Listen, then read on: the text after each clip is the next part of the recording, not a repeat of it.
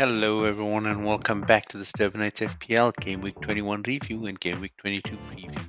This is going to be a slightly short one, guys, because I'm really running out of time here. So let's look at the table. Good week for me. Back-to-back good weeks, meaning that I shoot up the table all the way from midway to 3. No other big moves. Everything looks kind of stable, but it's getting very close from second onwards. But Mohamed Sadiq enjoying his fourth week at the top and a big gap there, 50 points. So he's pretty much set. Looking at the bottom, he's getting really close as we're fighting it out week after week. Now, looking at our play selections, the staples have changed. Kieran Trippier still holding firm, even though Newcastle have gone through a terrible run. But 80% of the managers have him. Then Ollie Watkins, Cole Palmer, Pedro Porro, Julian Alvarez, William Saliba, and Alfonso Areola completing the staples. Cole Palmer going from just 3 people owning him to 7 owning him now. Chelsea have a fairly good run coming up, so quite wise to keep him in there.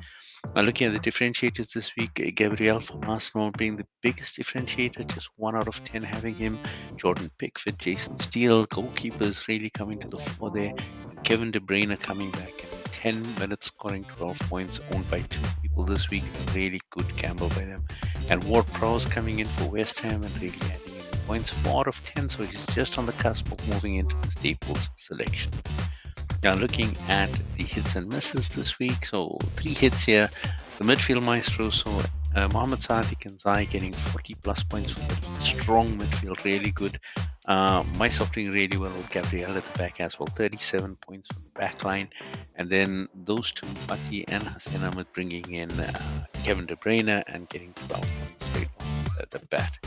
No misses this week, so it's a fairly good week for everyone. Our lowest points being on the average, so that's not bad at all. Looking at the best possible selection with the team that we had, so Steele at the back with 10 and Pickford, his backup with 9. Gabriel being our captain, getting 34, and then Estupinan having a great comeback. Saliba, Ward-Prowse, Bernardo, Palmer, Richarlison, and De Bruyne. No Salah, no Son, of course, these weeks because they're all away on international duty. Even Tony having a great comeback, and Chris Wood scoring again, so both of them getting 8. And then Carlton Morris on the bench with Pedro Porro and Mikalenko. So this team would have got you 121 and 149 if you included the bench, but a great cost there of 88.1. So really some good cheap players doing well this season. Now looking at the fixture rating coming up, teams that have good runs coming up, Brighton have a great run coming up and they are hitting good form. You can look at players like Estupinan, João Pedro, Gross that are really doing well. Fulham as well have a good one on paper, but they're not really firing. But possibly Raúl Jimenez here is someone to look at, and we'll look at the ins and outs a bit later down. Manchester United also another team that's having some really good games on paper coming up. West Ham, I don't know if that's a winnable one for them, but they also have Rasmus Højlund that's hitting good form currently, so maybe well worth looking at. Manchester City now have some fairly good games coming up. They are moving towards a double game week coming up in game week 25, but not the easiest games, but they do have it coming up, so just bear in mind those players. Chelsea have a tough one coming up against Liverpool this week, but then fairly good games after that, so just keep an eye on that. And of course, Newcastle have come to the end of their horror run where they repeated the start of the season, of course, and now have Luton and Forest coming up in game week 23-24. So just keep an eye out on those players. Ones to be cautious with, Aston Villa, got Newcastle coming up, and then Manchester United in game week 24.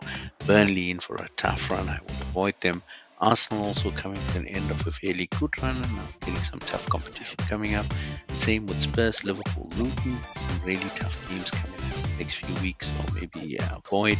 And then West Ham, you can still hold on to those players like the Arsenal players for this week, but then consider them at least for the next couple of weeks. Now, the way I've done it this week is just to focus on the transfers firstly. So the transfers in, so Timo Werner, we know he's at Spurs. Sergio Reguilon is going out on his second loan spell this season, this time to Brentford on a short-term loan. Calvin Phillips has also made a loan move to West Ham. That should be good for him. He's a talented player, England international, not getting a run at Manchester City, so possibly some time at West Ham. And Radu Tarkusin just coming into Spurs at the back line. But Spurs now have a packed back line. Van der Ven is back, Udoki is back, Romero is back. So they are really, really looking good on the back line. Looking at those that have moved out, so Jadon Sancho having some trouble time at Manchester United, has now gone on to Borussia Dortmund again on loan. Ivan Perisic and Eric Dyer both moving to Bayern Munich. So now looking at the backline options, so those that are out, let's focus on that. So Onana is out because he's off AFCON. Robert Sanchez from Chelsea is still injured and as well. From the defense, Gabriel is looking doubtful after a great week last week. Pau Torres is on his way back but still doubtful. Reguilon cannot play this week because he's blocked. Then we're looking at Trent Alexander-Arnold and he's also doubtful. Akanji doubtful and Trippier doubtful. So just be careful of these players that are featuring on the teams. Looking at the picks, Areola still got a good week ahead of him. Pickford as well, he's doing really well now, and Leno has of course those 3 good games looking forward, so possibly good picks for the goalkeeper. Looking at defenders, Joachim Anderson is in the Crystal Palace. He's got a good week this week if you're looking for a cheap option. Estupinan again, get him while he's hot. Mikalenko and Tarkowski, Everton have been doing really well at the back, so worthwhile having a look at them. And then you've got Walker from Man City. He's always a goal scoring threat. Same with Porro and Romero. Both of them have been doing really well for Spurs. And like I said, Spurs is coming back with really solid defense. Maybe a few more weeks with the Son still out, but Madison is back as well, so they should be looking a bit more threatening. Looking at the midfield, quite a few again doubtful. So we know that Declan Rice is doubtful, and Mbeumo is out for a long time from Brentford. Jordan Ayew is also coming back doubtful. Salah is still at AFCON, even though he's back in England currently recovering. But if he does recover in time, he will go back to play with Egypt. Endo's out at the Asian Cup. Almiro's doubtful. Elanga as well. Then you've got Kudus still at AFCON. West Ham definitely will want him back soon. And then Hee-Chan and Son out at the Asian Cup currently. Looking at the picks for the week coming up, Douglas Luiz is still the best performing Villa midfielder currently, so well worth it at 5.6, as is Pascal Gross at Brighton. Diogo Jota is doing well in the absence of Mo Salah, so really scoring well this week. Bernardo did well last week, and then Madison and Richarlison coming back for Spurs, they're doing really, really well. Then you've got Bowen, who's always a goal scoring threat, and Ward-Prowse with his assists. Then looking at the forward line, Haaland may be coming back, but he's still doubtful, so quite a bit of a chance to take care of him on 13.9.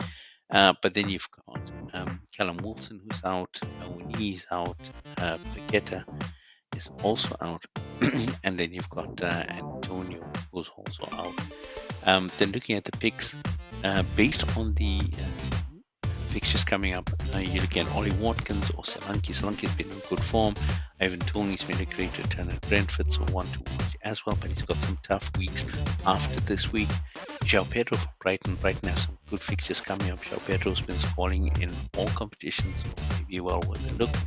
Fulham's also got these good games coming up on paper. Raul Jimenez is a great scorer for them, really cheap as well if you're looking for those options. Liverpool again a bit resurgent right now. Nunes and Gakpo both scoring in the last games and doing really well, so if you're looking to take a chance on them, go for it, but their form has not been consistent. Julian Alvarez is definitely doing well in the absence of Haaland and will still play if Haaland comes back, so well worth it. He's getting a few good points there, 5, 7, nothing fantastic, but also regularly scoring. And then the man Rasmus Højlund doing really well for Manchester United currently, quite a few games in Cup and League in the last few, so one to look out for considering the fixtures they have coming up. So that was a quick rundown for game week 22. Hopefully I have more for you coming up in the next week, but until then, don't forget to like, subscribe, don't forget to make your changes. It's a Tuesday game week this week, Tuesday at 7 p.m. CET, so just make sure you get that done. Until then, thanks for following, and look forward to the next video.